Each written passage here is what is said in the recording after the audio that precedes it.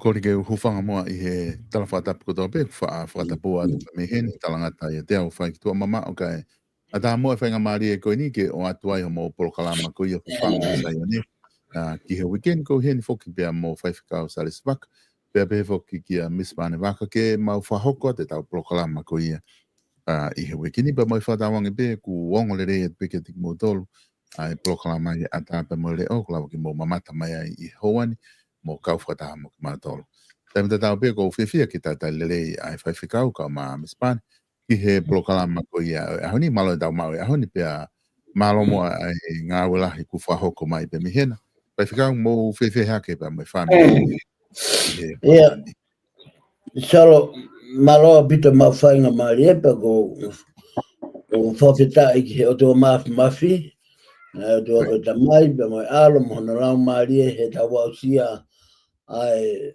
nga ya foka kolo ko ne ngo ko e solo ku ka ke mahino pe o momoko au pito ai funga o fonua ka vai pe time feto aki ku mai maki mafana ai ko tau tu ko at pe ni ke tawa usia ai liliu e fai tau o toi mafana nge ki he fra osi ko e do ngai o via I he fonuan pe o te kai ke homo sa ke ti ia mo tata mo mea o pe tunga o fonuan ko e update pe me he ta ki lue mai he ki pare ku os mahino eni na to e fahu foco mautu ke pricey mahino leva ku I he hu mai e mau builder for te fahu at ko ya pa ka nau tari ka ke tari he insiwa pe insiwa fulai ka nau hanga to foki mai ki he mau builder ke na hanga fra mau inga fra iki an fra lau te lau o ne hanga leva o to fai ai fu ngau ko ya ko no fra mau inga fra lau te lau o alua tu ia to e ova ia I mahu inga ko na e o atu pe o tu ai pare ia tu unga fratu tamaki ko no inga he hange ai pare ko ni hafo ile son ia ke ako ai kakai ko tope flati I he fonuan ko inga lo be ai solo ka ko me ke te matatari lue moko lue ngaton le mon ko hi ko hai fo tu mo me tate tato taria ko me ko tokan ki ai o ko tokan ki fulo ko tokan ke mawa o ki ngatanga ko hi ke mahino pe ku boni pe ta boni pe ko tu ngai ko ai me pa ku va be abito sol ma to be wi ke wa ko ta tu ta buni ai pare makoni ka o fa fo ki at solo alo pito fai fikau ku ilo pe ku hangi ko lau ku vambe pe ke osi ai unga gonu ku ai talo eni tau eni fiha eni tau fetakai mai go ni mono update ke kakai ai tunga finga go fahoko pe ko vambe pe ke osi mispani malo da mau e pompongin mo fe ke mispani pe me safoka malo pito solo ka ma fai fikau tau ta pe koe whakatanoa whai whikau, koe ta au pia halaponga, ko pau ke ta pe au ki ta tonu me ngahi, whakawhi ātungia me ngahi. Ka koe whai o palani e o wai au, palani mau pe o tua ke lele. O ki tei palani o tua e tuku hifo, mo tā mate iha tā, tau manatu mau pe koe palani tua ki ha mea ku hoko, o plan pe o tua ia ke foi tapuaki mo lele e mau me ai. Ko e tau pe o e halofono ngā, ko pau ke iai hono ngā he whawhi ātungia, ka kwangi ko e lau, ko e tū pe whalalahe o tua, he koe o tua te nehanga whakawa ni matapā. Matapā ko tō pe, ko o pau ke whakawa he o tua, ko e o tua o ki ai. Ka tau e pia pe ku ke loto ki ai, pe ta e loto ki ai, ka koe ki ko ia o ku haubehe o tua hau koe pe ka winga o tua. Ke whakamaha kakai, ka ke nau hanga o whakatonu ha mea o whihalaki e ala punua. Kau whafoki at solo, malo pito solo. Malo pito e mispane ve tau pa mo mispane ko e konga ulaki tau proklama au i foki tongi whakawakai ki tuunga o ku ia inga i tuunga ka politikare kua e kau tako tau whanua tato pito ki wharearea ulo tonga whaas os weni ai au e whahoko e wharearea i he maha tuunga he uhinga koe tuunga koe ni kuiai e nau ngāwe koe ni osi pe whanki i lao koe ni nau ngāwe ki ai pe koe ni tāpuni e wharearea koe osi ia hangi koe osi ia mo kakato ai tau wharearea koe ia me wafe wataha wafe wanima pe nau hanga turewa ki he campaign me September, Oktober, November whiri wharearea i November pe hoko atu ai whanonga koe ia i he tuunga koe ia o ku huloto peke tau ki whoki ki ai o wakai ki ngā ue koe o whanoko i tonga mangahi isiu kulawa ke mapuna hake pe mi ai ko tupe ke mea i pe whaifikau ko e tuunga koni na i ai wharearea i he aho moni tēnā e hoko ki i makuku ai i he waha a koia o e Minister Polisi whawhonga tonga tapwhitu mo e sea koe komiti kakanto pa ko tiu koe ke koe ka mea nia ku fo'o ke ngahi wharearea ku alupe ngahi wharearea o au ka tuunga pehe neongo o ku tālanga i kakai whanua i uhinga o te tonu ke to e lele iange ai tataki ku whai mi wharearea he ku wakai atu ki ai kakai whanua mai whanau ke nau hoko ko hawhai whaitaki anga ki he kakai e whanua ke wai au ai ngahi tipeiti o au ka tuunga ku whainga makuku ko ia pe ku lotonga tūri ai ongo whawhonga ko ia lotonga tautea ki naua aho nima e sea ke nai tua i wharearea e whaiwhikau ka koe whiwhianga ho wakai ki ai me tau tawhaaki unga koe tau kau taki whanua. Eo, solo koe manatu ki e whawhoki ki e visione fuahu mai o Tapolo Kalama. Koe. Na kumau e whainga maari ke Tapolo Kalama mo koe na whamatala e visione koe ki e mamata e huat ke wharearea o ku whonu ai hupanga e whakatapu pe a pui ange mo hoiki o whonu ai uanga pe a moe whariki ake ngata e fuloto wharearea. Koe. Pe a koe whai visone ko ia o whanonga mai e ngai whakahino na e tāket katoa pe ngai whakahino na e whakatama he lau maari e taumua mo ka veinga pe ki e wharearea. Na i kai ke fu mao ha whekau ia, maa koe whekau pe unima pe kuono ke tui. Kia tupo unima, tupo uono. Kau mana tui o te kei ke hanga tuku atu e ngai whekau. Koe. Ko ngai foi whekau pe koe ku os whakamoni i ko os hanga ia tuku atu. Ai motu ai fuka. Pia usio mamata koe ki e motu ai fuka. O tō ulu ka kai ke motu mapaki o tō kere kere. Ka o tō ulu e fuka ki lalo. Pea moe ku visone koe au sio nai. Mamata koe ke le o koe o ku ne whanongonongo mai koe tu i o kui kai ke ngofua ke hopo ia i mamani. Koe tu i mo no whare ko nau whare hopo ko langi. Na whakawhaki mo ku visone koe o mamata. Ke ku sio koe ka tupou nima koe. Pea moe i hono tutu koe na koe o nuku alofa. O mamata ai ki he tuku aki ai o e kau politikare ai me he otmotuanga o wha. Kau wakai atu au ko penhini ania na e pehe mai o whai foi tutu. Mahino peo no uhinga. Tane os whakamatala ko toa ngai misoni ko ia. Whakamatala ki he whare mate, ki he puha mate. Ane kai toi ava ai fusei ni o hau o ahake ki o lunga mo hifo ki lalo. Ka koutou o rei polo ngai puha mate. Sai, katoa ko ia e solo. Koe taau ia. Koe taau ia pa koe ola lele ia o taua o kia he ahoni. Koe foi makuku.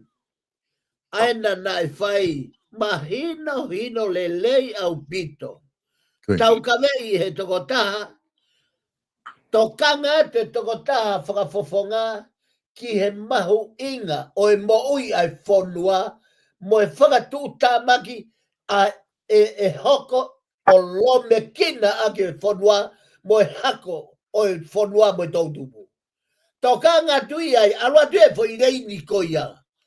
Kai hau ai sea ia, hau ia na kauhala kehe kehe. Hau ia o whenga ke lango ai whaihala pene lango eia ke whaka ata solo koe foi tunga whaka lotu pia whaka otua. Ai au atu ai tau te ara. Ko si sube ia. Koe e lahi whaka uhinga ia ki ai. Ka koe polo kalamani. Koe ne au atu ia si sume fu wipi ke tembare. Ikai koe? Koe. Koe ala kai a si su ke fu wipi. Nai kai ke ne ala ake ia hono human power. Kana ne ala ake ia spiritual power. Ala ake ia hono konga whaka otua. Pero mari e taha eni. I taimiga na ne hanga i o wap i e fufare lo tu e kau whewhua tau aki. O se hanga he lau mari o tua o malu i a sisu me hataha ke toi oho ki ai. Malui, kai te hataha ia e toi Koe foi mea ta tau nai whai e pimen. He kou whai ngo fua ia, tuku ange hingoa minista polisi. He nai kai ke umaheni au mo tuunga lakanga ko iamu me tamai o eki. Ka kuinga tau lea he piveni he ko hingoa nai whahino hino e eki. Ko piveni, ko e ui mo oni ia ai o tua. Pea ko whakapeu ke whanongo a tangata uhinga ko doa me he whonua. Ko e ngau e o whai piveni, ko e ngau e whaka o tua ia. Pea ko e uhinga ia ku o statala he o tua ia ai mana wahemi o no loto. Ko mea ka nāko ne whi o whakipeu tauongo i tairi, tauongo i nevesi, tauongo i manawati. Ko e tangata na ia ku full power. I he rui mo e pani ai otua ke ne whakamaa ai whonua. Ko e whehu i rewa me poro kalamani. Ko e ngau e lele ia, ko e ngau e whakaotua ia, ko e ngau e ofa ia, ko e ngau e whakalotu ia, ko e tari ai poro kalamani. Yes. Ko e otua ko doa ia. Ka whawhake atso. Malo pito e whaiwhikau. Koe nispani ko tui peo koe mea pe ai whakatara noa ku mawhahoko pe mo e whaiwhikau. La peke mawhoke atu ke te koe koe haha o wakai ki he tuunga ko ia o ku iai ho tau whalerea he mea koe nea hoko ko te. Maloa pito e solo ke te au ia e solo ka mawhaiwhikau. Ko e konga pe ni o whalerei whakapolitikare. Koe. Ko mea ko tau peia ko hoko mai, pa ko hoko peia he ngahi whanua kehe, hoko i New Zealand, hoko i Australia, hoko i Amerika. Ko konga peia o taau o hala whanonga e politikare, ko pau ke tau wau tau tolu ke ngahi tuunga ko ia. Ko e sio ia ko e whepaki pe mo e fui mea na e whai e minister polisi e whepaki ia mo e fui whakaukau e tuunga whakalotu. Ka koe fui mea ko e hala whanonga pe nia ko pau ke tau wau tatu ki ai. Pea nā tau rea aki. Ai o mea koe ni e te tau toi hao ke tuunga e toi whainga taange. Ka koe kusionga to a koe me he tawhaaki o po kalamani. O tatonu ke oua e ofo, oua e hohaa kakai ia. He koe tau pe nia o e whakalerei whakapolitikare, ko pau ke au i ki ai. He kufulahi, au pito, tau ene fia. o whalere e pure anga tonga, mo whalere a pefo I mawhai ianga maeni. O tau sio tau meni ke fuma malahi, oku hoko I he umea koe ni, he foi mea koe nai hoko. Pau koe ki tonu tau ofo tau luai. He koe konga pe ia e whalerei whapoti kare ko pau e tau aku tau ke tunga ko ia. Kau whafoki atu solu maloa pito. Malo pito, an koe tunga foki koe ai hoha I tonga foki whaiwhakau mo mispani koe onga mai koe hopo ulu na e whakahoko I he koe palaparema whakeni tau whepaki mo I tonga ai trucks. Ono tau I koe ia ai whaitoko kona tapu, koe palaparema whakamamani lahi eni tau whaapolokalama pe ai I he palaparema trucks na o si ai pe polokalama ki mua whaifkau I he tuunga tau iai mo e whetu tau fōki ai. Ka koe kilo taha nima na mau I he panke pule. Toko taha koe ia na ai area I he tau koe na mau ai pa mona wha ilo. Na e toki whatokanga iang koe wha ilo na wha ilo ia I he truck spec si he kilo nima.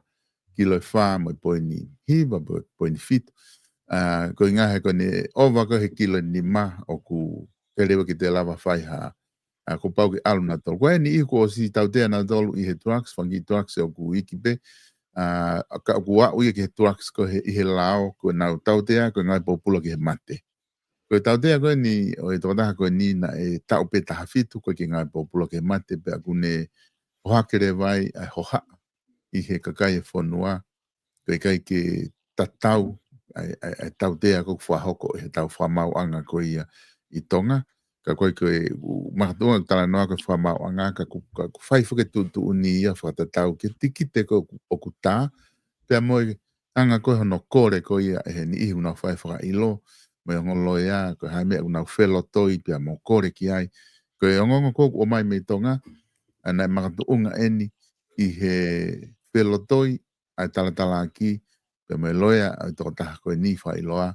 Ke kore ke whamau a ke wha ilo pe he kilo koe ni. Ka hanga e toko taha koe ni o tala ko toa ngahi. Ulu I wheke pe ko kinau tolu ko ia. Nai mga tuu ngai food trucks lahi koe ni kilo taha nima. Nai mga panke pure. Ka ine a koe ke tai ni mi o hange. Ku lava whaka ilo ia pe whasisi e tau tea o koe ke tau tea mate. Ka ku osi ange koe ke mau hataha ia koe ke talamai hingoa ia. O pehe ku aonga fo I whelo toi koe ni. E whaiwhikau koe tuunga ia ku wau ke ai ngā hiongongo whamamahi tau whanongo ai pe me tonga ka te uwhafo kia tuka koe ko hao wakai ke ai mehe. Ia, malo pito solo. Pia o tau sio ki he tuunga whainga taa o ku iai ai whonua. Solo ko natula ku pure. Pea koe konga ia e le whelave I pia moe otua o tau hiki ai. Pea ke whakatoka ngai solo o te ki ai ke osi. Pea o ku ki hā mai o ki puto hā ai o tuai tonga. Na tō wakahifo na e whai whakatokanga tsunami. Koe. O ikai pia ke mahino ke whonua aia ai uhinga. Kanau ka whenga ke whakauhinga I whakamate e o mama o me toi tapu koe momoko lahi ia mo e whakauha lahi. Koe mea ko tokanga au ki ai, koe mea ko toa mea ku hoko mai ke whonua koe rea mai e otua. O ku rea mai otua he matangi, o ku rea mai he awha, o ku rea mai mofu ike, o ku rea mai he mea ko toa mea ku hoko mai, pea u kula, o ku rea mai e otua. Pea ku totoru lewa ke tau whakakaukau, fifiri, uhigai. Koe. Kai lava ke tau ongoi, ke tau whanongo ki e reo oi otua. O ka te wafo au I he momoko ai lotu, ta kui kai ke nau lotu na tō mo whanongo ki he otua. He koe te whanongo pe ke lau maare maano ni, ko te whanongo ki he, o ku te ilo ai, koe matangi, koe ha. Uhinga ke he tō mai o natula, te o si ilo pe he tala pe he polpola. Solo koe tunga, whatuta maki au taua o ki ai whonua. Ko hono taomi, ko hono whatau paanga whai toto nu solo. e mos. Pero vai ua, pero vesi ulu aqui. Whakamatala mahino ai. Ko e tau tangata o tonga he aho ni. O kai te awhai to tonu ia. Ko e nau mea au whai kono whakatau paanga. Tu waki e nau to tonu. Ko hi ke whakamahuinga ia o to tongi aki. O mai ha paanga me he tuaki. Ko hono hinga kautala. Na yanga fe. Ke tau hu ke whakamau anga ake foi whelo toiko ia. O kamata be ka ia me iai. O kamata be lo yaki e o tua ia me iai. Ave tau te aia ke au. O whakata tau ke kilo na mau he pange. Ave ke au. Ko o tua e no ko urea tuai. Ave ke au. He kai tau lava na dolo holoki. Ai whai ang hala tangata. He kai ki tau mau ma whai whakamore. Ko ma whai ke whakamore i o ang hala. Ko e o tua te o taha be. Pea ave mea ko toa beke a fio i he o tua. Ko e tau kore ko ke rea. Ko mea ia ai tangata. Mea ia ai pureanga. O ki ai e nau whaunga ke nau hanga. O whai ki he toko taha hia. Ke ne lava rewa ke ne hanga whakamatala. Pea ka pau kai ke ne fie whakamatala. Kai longa moia. Ko mea ku hinga ke a toi mari. Ka kui ai hataha ku ne ilo. Ki ha uhinga mo hamoni. Ke tao fe mari koe ni. Pea rea mai taimini. Pea longo e whai whekau. Pea os me ko ia pa toi me mai he whai whekau. Pea sai. Pea ka pau o ke hao. Pea ke longo ai pe. Ko longo ai pe mo yang hala ke au ki fe. Ka e fua e fonua e nunu a solo. Ka fua ke solo. Malo bito. Fai whakau mispani te waki orat ka te koe. Koe haho o wakai ki he isiu koe. Io mau bit solo ka mau ki kau e. Ko kau ni hu ka veinga whaingata au pito. Pea ka pau e o kuiai pe ngā whanki moki i mea ia i tonga, i he lao tonga. O whi mau ia ke whakamaala, o whi mau ia ke whakamaa. Ai fo i te whito ko ia. O wai fo i lao ki he tāmatea ku kei mo ui tonga. Solo, he kai ke tau ofo ki tau tolu he pauparema ko tō peu hake uta he whonua. Ko pau ke nau whenga ke whakamaa e fo i lao ko e ni. Ai tāmate i tonga, he o ku kei mo ui e fo i lao ko ia. E anga whewhe ke tau ririu, o malanga i ato e umea ko tō pēka osko ia, o koe ngahi lao ia, hange kau e fo i lao tāmate. He koe u whainga tāo ko tō au ku hake uta ko e ni he whonua. Kono ui ngā pe ona, koe ngahi mea o totonu ke whakatonton. Nā ku tau rea aki, o koe fu mawhai lai, o ku hingai, hake uta mea ko tuaks. Peka pau hei kai ke a tokotaka koe ni, o koe fu mawhai koe ni. Mau whakatoka ngai, e visone koe no nā ku sio ki ai ke pare mia. Ko ha e tau sio he ahoni. Kai ke toe ha ki fo i kupu i lao, hono whakatuma he pure anga fo ou. Pare mia pe taha kune tu ma upeo, whakatonton. O kuia e ilo ai fo i pure anga motua. Pure anga whakawhiki, kono ai moni ia. O kuia nau ilo ki he kakai, o te whito ai tuaksi tonga. E whi mau i ke naurea. He ka pau he kai ke naurea. He kai o pau pare mamu e whaingata a he pure anga. Pea mo e whanua. Kau whafoki atu solo malo obito. Koe e whewhikau ka ma mispani koe tala noa koe ki he laundry, ki he lao fo o koe ni whahu mai ki wharearea koe lao ki hono urei ai paanga uri, ave aki hola paanga uri. Koe taha ni ha polo pare ma whamamani lahi moia.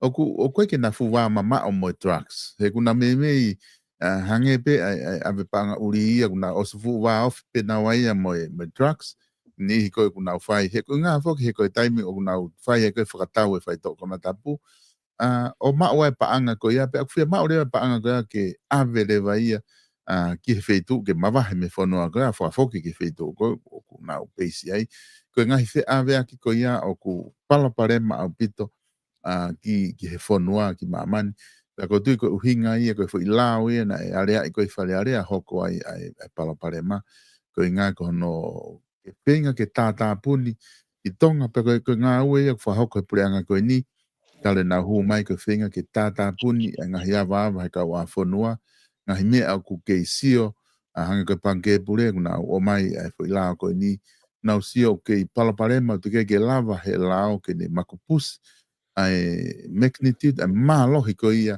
hono fe ave ki hole paanga uri o kawai ai ne fo ki tonga pe ko tu ke la weni o ku fodu mai e purianga tala fo ke o go fa no fa le area fa o ke e ka fa fo ngo ko ke nau e purianga pe he a fo mo fa o la me popula ka kai ai ko e ko ngai boini pe ko nau si o pe ko ke ngai boini ko o ku ngai la le ko ni ke lava malu e fonua ku nau unureva ko hafu no fa o lao mo popula kakai ai mana ku hinga ke fasisi pe tu pe ava ke lava pe o tablele le pe he pe ka ko tu ko fa ficar ko ha ho wa kai ke te ba ko ni Io mbali ya pizzolo. Kono winga hai ko foi mea ko o ku pagatu ngai ai veipa ko na ko tafa ke lao. Ko foi mea pe na winga si jugi ai. Foi lá o isilerina e ono ngea ho ful matolo. Foi lá o ai e wangea u fango ful manima io. Pe ai foi lá e tolgo ful tolngea tupu ko tali kai. Sai ka fatai ka do foi lá na ia e tau polo kalama mo e whakampe ke. Ko mea lele i lao ko no hinga ko whakare o solo. okay Ka e tau te fito ki e nofo e whanua mo tiatu. Pe aku mahu inga o pito e lao ko no hinga ke ne hanga o whakasi i e whaihia pe kai ngatai. Ka e hanga e he lao whakahino hino hala toto nu. Ko e palparema to ngā ku i he kau whau lao. Pe ko e whare whau lao tau pehe pe ko whare area. Te gea ia kakai to tonu ia ki e mea koe whau lao. Koe whau e lao ko pau ke naka inga naua mo toi tapu. Ko pau ke whatu e ai whakakaukau e lao o whakanatau ki e ngai wholofola ai toi tapu whata mo ngai wholofola sisu. Kai tau te whito ki ho tau kuanga koe kuanga nurea e lau maari maonyoni. O ko lava o sio loloto ke uhinga koia. Ai uhinga ku he holo ai fonua. Ai na ke whakatonga i solna ku whakamanatu atu. Mahuinga fili o tangata whare area fie mau hataha pōna kene mo ui. He ku kebe tangata karistiane ia. O kebe uhinga whaiwheka uia mo se tuata. Mo e tangata ku osi tamate ia hono ia. Ka kune mo ui a ka ne mo ui whakalere ia e otua. Pea koe kakai rea o ia. Kakai rea mo ui. Ka ia mea naurea kia e hoko ia kai tai hoko ia. Fie mau ia ke tau tangata koe ni. Ke iai ha kakai o naulea i he ma oni o e otua. Ka hono hinga ka e asi mai fuini mo mawhai o e otua. Solo koe usio ki e tawhaki koe ni ki e whaulao. Ne os na nonga be au kono inga da os por kalamai na whakampe ke na hanga. O fatu, mea lelei pe na fatu e lao. Ka aku manatoi e toki manava e lao. O ka whakamoni huafa e tui. Pe e toki hoko ia koe lao e fonua. Pakai kai e mate me ia. Ko hinga ka ke loto ai ke mavahe tui me fonua. Kono hinga koe mea kotoa me toki manava me panya si ova. Ke tui e magatonga ia. Ihe fina ngalo ki ai a King Tubo Ono. Ko mea ia ko tu ia ko ke mea ko whakalele ia ke politikare. Solo, ko no moni, ko mea benya ko uhinga kia, ko toi tapu, tau mama o apito, momoko o apito me toi tapu. Fia mau ke tau unu, ka pau ko whanua lotu atonga. Tau unu ke toi tapu, o kai ke tau unu fotu niu he tiati. Unu ke toi tapu, kai mau e mama o hala whanonga, kau whawhoka ato.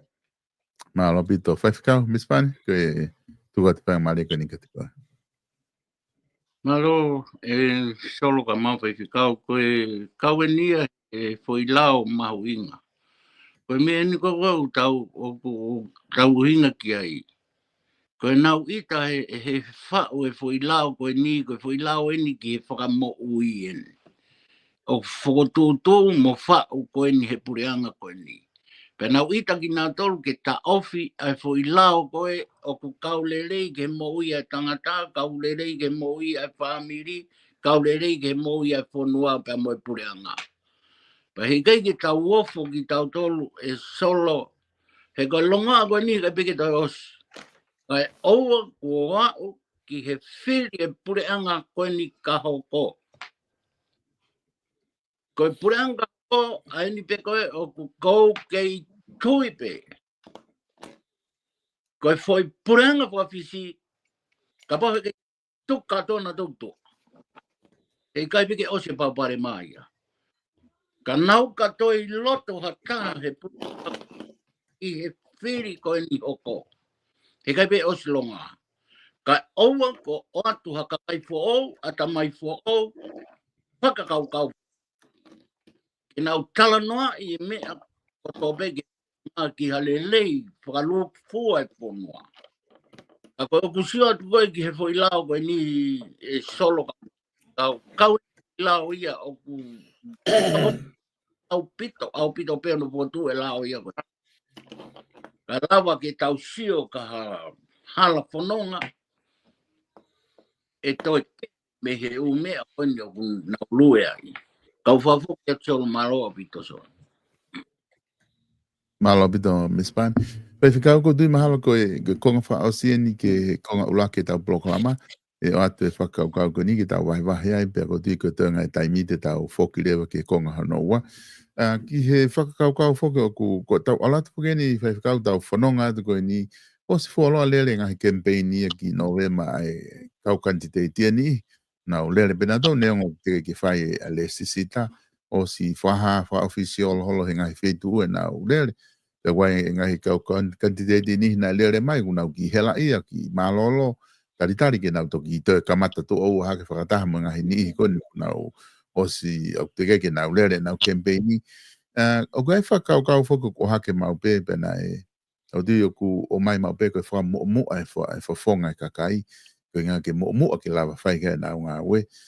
Pe au ku whanongo i ngai te peti ko ni weekend i he ngahi lao o whenga i ke toloi ko ngā ka lawa ke whoki ki he kakai, ko wha ai kakai, whema o ke ave ke kakai ke nau sio ki ngahi lao ko ni, ngahi whamili. Ka koko tala noa to aku ia he teo ko ni ngahi campaign ko ni, e lawa whe ai kakai o ku teo ke nau whiri Novema, ke nau tala mahino ko whe ka whakafofonga ku nau ofa mo oni, mo wha mo ni ai fofonga kakai, mi he kau whakafofonga ku nau ngā aue aki pē i he nau whahinga tau mua pē nau tolu. Pe koe wha mo e fofonga kakai o ku koe whakaukau koe ia ku whakaotua, pe o ku uiai hawhi hālaki i he whakaukau koe o tonu ke te furi he whakaukau, koe ngā ke lava koe ni ke tau whanonga atu ki Novema whai whakauka te utuku atu ki te koe ko whe me atu tonu ke tau wha mo i he kau kantiteti pe tala whe kakai, kau kantiteti to tonu ki he wharearea i Novema. Malo pito solo, mau whanga mario te ui, ka kumahina o pito pe whehui ia, ka ui, he kunau ngawe aki ai kakai ko e nau mou nu ia, ko e nau tau here ia. Ka ke hanga whakatoka ngai. O kumau ia tonga ia he mawhai o tua. Ko e mahu inga o tangata candidate ke fotu ai ngahi fua o lau maari mao ni hene mo ui. O tatau ai be. I hono siakare, hono family, i he siasi, i he whonua, i he pureanga. Pea te tau lava rewa whainga pua ke tau whiri mo o ni mei ai. He gua e kakai o nau nganga ke nau tolu koe mounu ia pe ko na tau here ia. Ngau e ake kakai, kai osko ia koe foi mea pe ia a ana. I kai ko ia tolo. Koi. Nau ngau e ake kakai, kai osko ko ia. Whakatata to tonu beni. Tatao mai be ai Minister Polisi. Okay. Ko no hinga he ko tangata na vision nei. Na e tala a biveni piukala ko tatao be ne malanga moi me na alo tala ke kakai moi me a alu ole ai fare area kai to ke ko e tau be ko na ne fai moi kakai e ne tala kapau mo ofa mo to i o mo fanau te mo filia o ke hu ki fale ke o alu o tala e fekau ko yaki he fare. Pea koe uine longo ai fare, kono hinga he koe fekau ia whakavisione e solo. Koi. Koe fekau whakavisione ko ia e wini, he kai wini e ki whiri ai tangata. Koe whiri koe e o tua ko ia e wini. Pea koe mea koe nuk tau hoko e whare a rea palpare, ma koe hala whanonga ia e wi. Ko i kuanga pe ia hala koe fua kolosi. Ta polongalama kamata e tau nina o talatu, koe whekau ma e kau whakafufonga wharearea, koe fua kolos. Ia asime me pare miapia mo ne kawe inga, koe ngau e whakatamai o eiki pika ngau e whakasevaniti. Koe fua kolosi ia, koe fua ia kolosi. Koe anga ma ulalo, koe anga whakatamai o eiki. Pia koe uhinga ia solo, o ko whamahino he polokalamani. Ke whanonga tonga kono ape, na e pania piveni e he otua. Tuko sio whiau aki. Tuko sio. Ai whahenga sio nau whai. He kuto, ka pau au ke ilo koe ha ulunganga ki he tamaengo ni. Koe konga beia. Koe konga beia. Koe otua bea tahamu ne mau kakato, ai full history. O e maui a piveni. Ko fehui, ka koe mea na ne ui ai be. Ko hae uhinga na ne pani ai be. Ko hono hinga, he kua os melemo a tonga he anga hala, so toma mokomola. Tangata ben te ne hanga fusi haki whanua. Ka whawhanga cho. Alo pito, whaikau Miss Fanny, te tuku atu te koe, ke whama apopo mai pe tau konga ula ki ka tau toki, hoko ke konga ua mai whaikau. Malo bito e solo ka ma fe kau ku tawa mai ke fasi osi tau po kalama. Pe kai peke ko ku sio fo por pe aku ki foi lere ko ni fe kau ka ma solo ku osi mau au pito pe fua ia kakai pe tau to kanga to ke lawa kakai he ku osi ko mea ko tō pe ngau e pure anga ko pau pe ke nau wholahi mai ke whunga te pire. I he pure anga koe ni. O koe tō nau tō fufu e nā tōra mea. O nau osi wholahi ko tō pe mea ko tō pe ngau e pure anga pa anga o ku alu ki he ha. O ku osi tau osi sio mata pe tau tōlu. I he nā tūla o e nau ngā ko pau ke nā o mingi mea ko tope. Pea koe ku tui whanala au pito tolo ka māpai whikau. O vai e whakatua meri ki he foi mea nei hoko ke toi hoko atu e foi pure anga koe ni. Mata e tau tolu e ngahi lelei me ngahi ko tope. Ko lue atua i e pure anga koe ni ka tau te whakaongo ke tui ke ngai mea lahi o ngā ue. Koe whoi mea mau inga taha ia. Koe nau whengawe aki pa moe whare tui ki hale lei whakaluku fua mai whanua mai. Ako ia ku hawhoki atu mao apitoa. Malo apito Miss Pani bea ku fa malo atu fa fikau he lava I konga uraki ko ia da proklama ka de matuku atu ke te koe ke hoko atu ai konga honoa. Malo solo. Koe ka venga o e whamā opo e tau te pire whakalau maari I he ahoni. O tō peia me re soti whakamāmani lahi ko ia aia na tau riu mea he wikosi. Aia koe tohi a luke vai hongo fulu maua. Paka vesi hongo fulu manima. O gaia vesi ko eni mehe folofola. Koe lau eni ai folofola.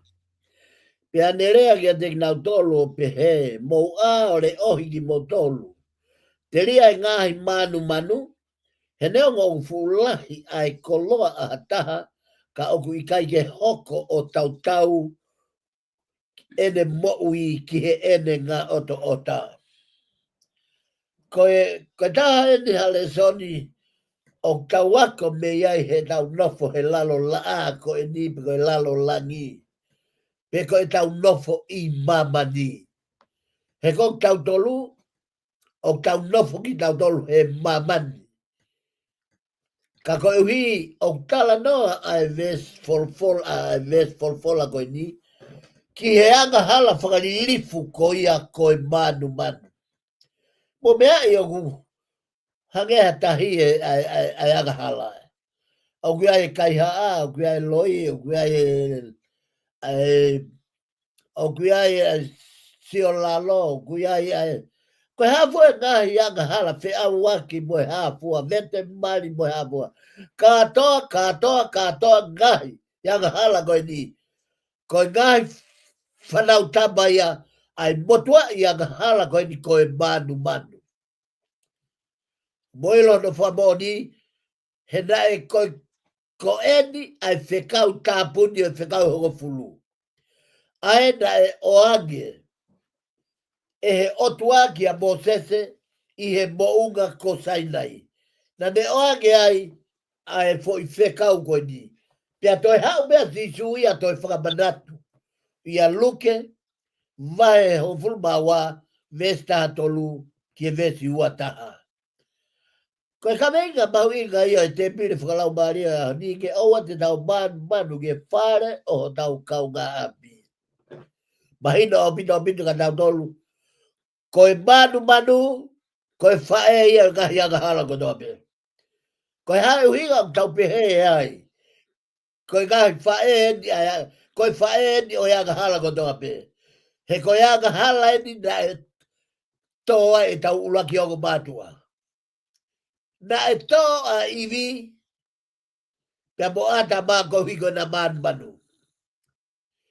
Pia koe huinga ia na e toa mai ai e whatu tohi, ai foi lao koe ni, ai manu o whakatokanga he whekau e hongo fulu, kia Mosese, lea ki ha Isleri, oua te nau manu ki e whare, o nau kaunga api.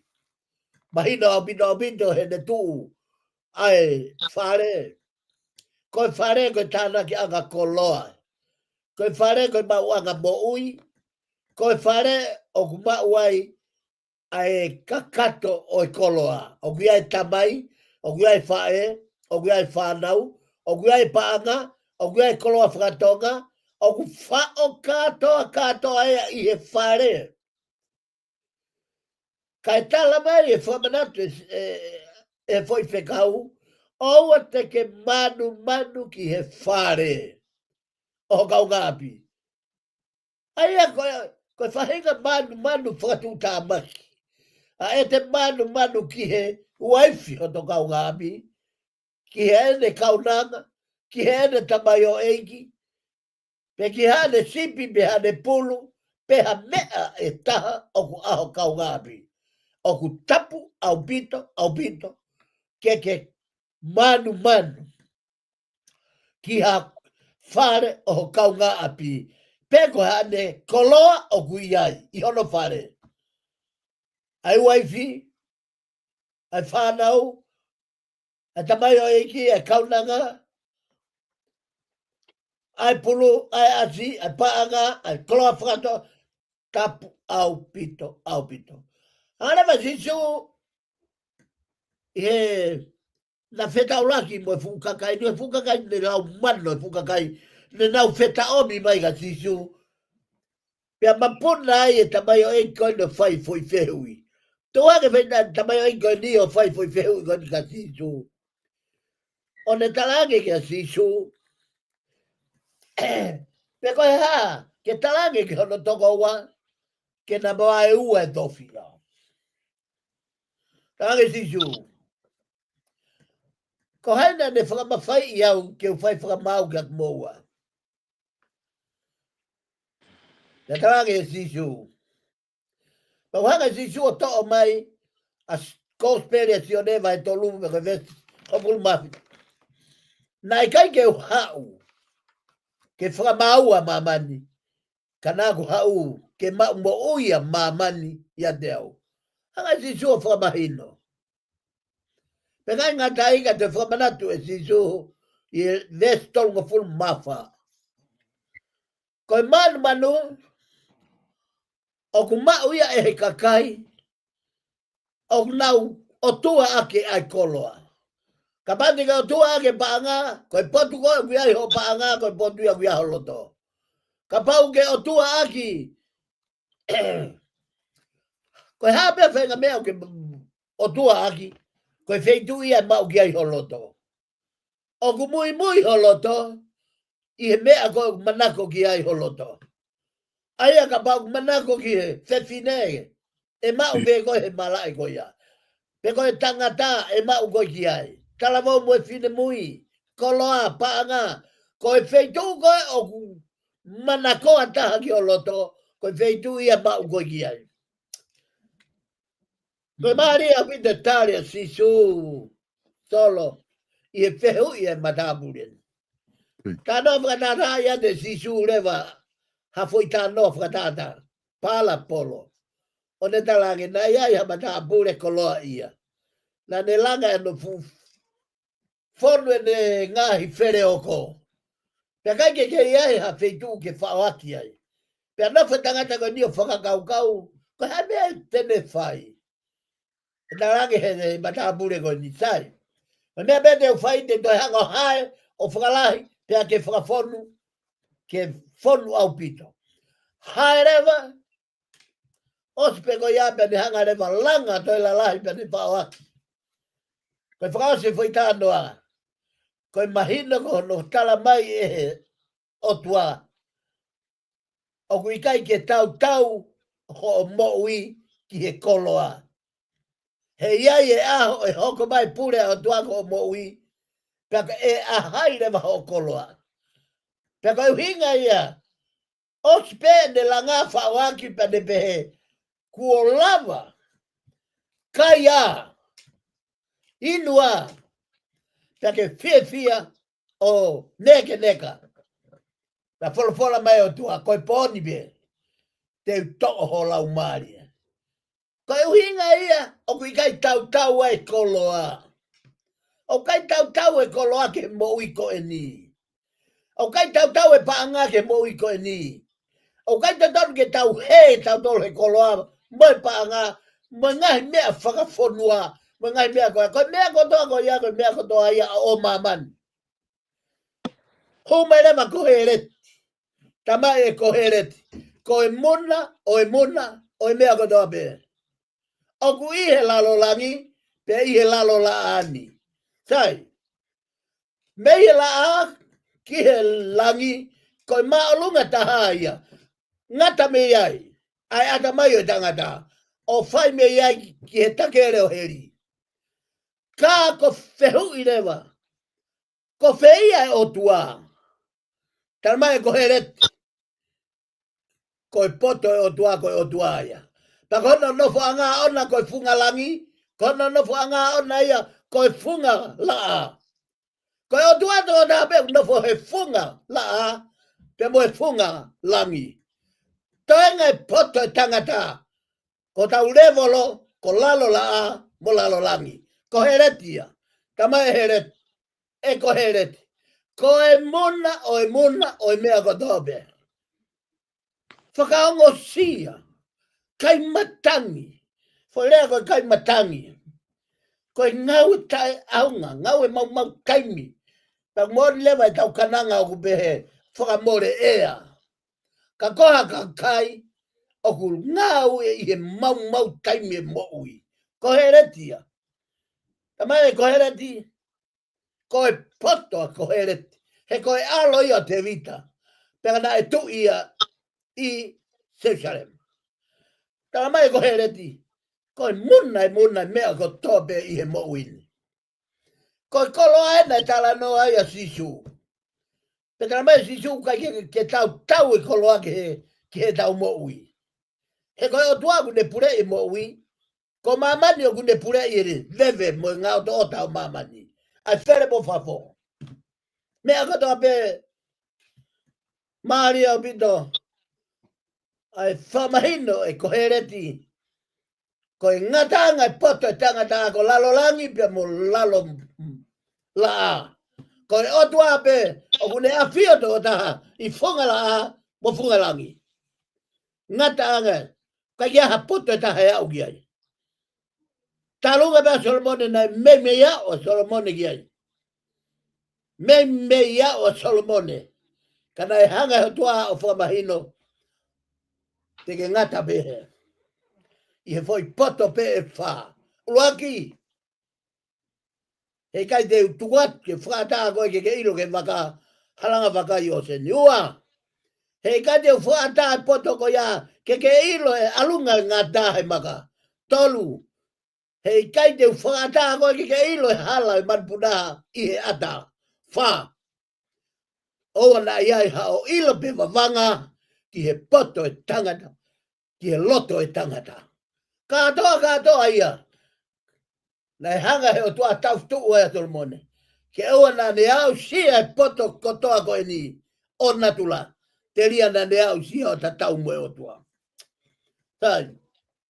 Tala noa ia o kohereti I hene pou I aua e manu ki he whare o kaunga api. Tolo, ko e mauinga o e te pire whakalau maria e a honi. Ko e manu ku koia ku longa ai whonua. O tau longa a ko e kakai o ku manu. Nau ngau he pure anga mo e loto manu. Nau o heka mau e mawhai mo e loto manu. Pea toki whanau ia e ai kovi kotoa. Ai te au aki. Whate whina e me manu. Ai kai haa. Koi manu. Ai loi. Koi manu. Ai iftuaks. Koi manu. Katoa ngahi ang halago ia. Koe nau whae whanau. Ka koe manu. Koe mea mena hinga a iwi mo adama. Na e hinga a iwi koe manu. Pea hinga a adama koe ne manu. Pea tarunga mai hoga mai a sisu kalaisi. Haua sisu kalaisi. O ne hanga tau I e fuuanga hala ko ia. Pea koe fuu. Mai aku seini o kune hanga la lava e tangata o kaito e lava e tangata mo ui. Ka koe manu. Hao sisu o ne hanga whaka vete koe mo au. Me he mai o e manu mo e mate anga o e manu. Pe ne hanga vete ki tau tolu me kolos. Ne to'o lewa koe mo au. Ave o fufu he to matau o e otua. Koe tau au mai ia ki a kolose. Tala mai e kolose. Tala mai he resoni a kolose. Au ai hou ho mo toka ngā ke ngahi mea oku I mamani. Ka mo tokanga ke ngahi mea o olunga. Koe pekia a sisu kalaisi. Ko hi kono ui ia ke hau o whakavete ki taua me ulunganga whakae kakano. E Taimi koe na ai me ulunganga whakai kakano. Pekia kalaisi pia toi tuu mai. Ane hanga to'o koe mo au o ave fufu he to'o matau e tā mai. Tala mai rewa e apostolo ke huu ho mo tokanga ke ngahi mea olunga. Ngahi mea whakaotua. Huu e tau tokanga ke ngahi mea ai otua. Ngahi mea ai poto. Ai oku i funga langi, o funga i mamani, o funga laa. He koe poto tahape, koe otua peta. Koe kaweinga ia pia mo le soni te pili whakalau maria ia honi. Kaweinga ia, omi kaweinga ia honi.